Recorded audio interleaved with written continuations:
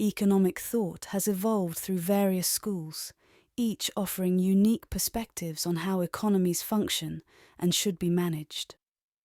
Here's a list of the most popular and important schools of economic thought.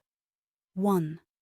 Classical economics, founded by Adam Smith with his seminal work, The Wealth of Nations, in 1776. Classical economics emphasizes free markets, the role of competition, and the importance of limited government intervention. Key figures include David Ricardo and John Stuart Mill. 2. Neoclassical economics.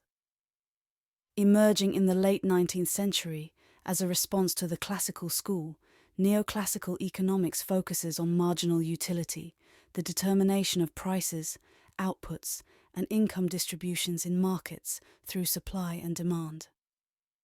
This school is foundational to modern microeconomics and includes economists like Alfred Marshall and Leon Walras. 3. Keynesian economics, developed by John Maynard Keynes, particularly during the Great Depression.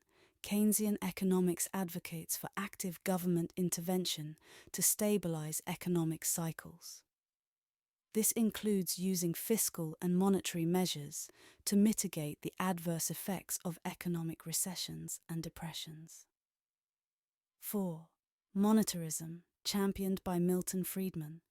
Monetarism emphasizes the importance of controlling the money supply to control inflation and stabilize the economy.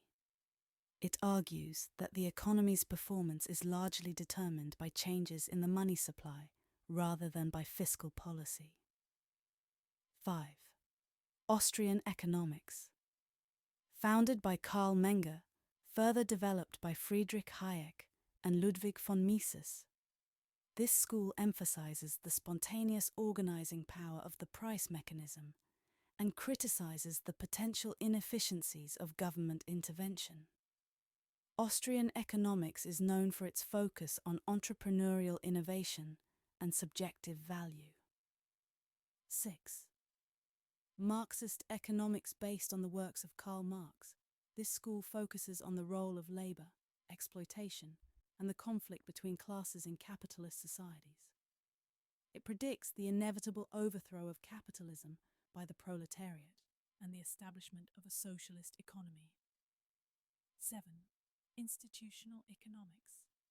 This approach emphasizes the role of institutions in shaping economic behavior and outcomes, including laws, habits, and culture. Notable figures include Thorstein Veblen and, more recently, Douglas North. 8. Behavioral economics. Emerging prominently in the late 20th century, behavioral economics challenges the traditional economic assumption that individuals are rational actors. Pioneers like Daniel Kahneman and Amos Tversky incorporate psychological insights into economic theory to explain anomalies in traditional economic thinking. 9. Development economics. Focused on improving fiscal, economic, and social conditions in developing countries. This school looks at both macroeconomic and microeconomic factors that encourage growth and development. Important figures include Amartya Sen and Joseph Stiglitz.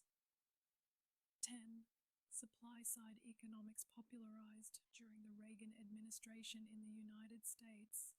Supply-side economics focuses on boosting economic growth by increasing the supply of goods and services through tax cuts, deregulation, and decreased government spending. It posits that lower barriers and fewer regulations for businesses lead to economic benefits that trickle down to the general population. 11. Post-Keynesian economics building on Keynesian ideas. This school emphasizes the importance of demand in the economy and criticizes the neoclassical emphasis on long-term equilibrium. Figures like Joan Robinson and Hyman Minsky argue for the inherent instability in financial markets and the need for robust government policy to stabilize economies. Each of these schools has significantly influenced economic policies and the theoretical frameworks used by economists to analyze markets, guide public policy, and understand historical economic trends.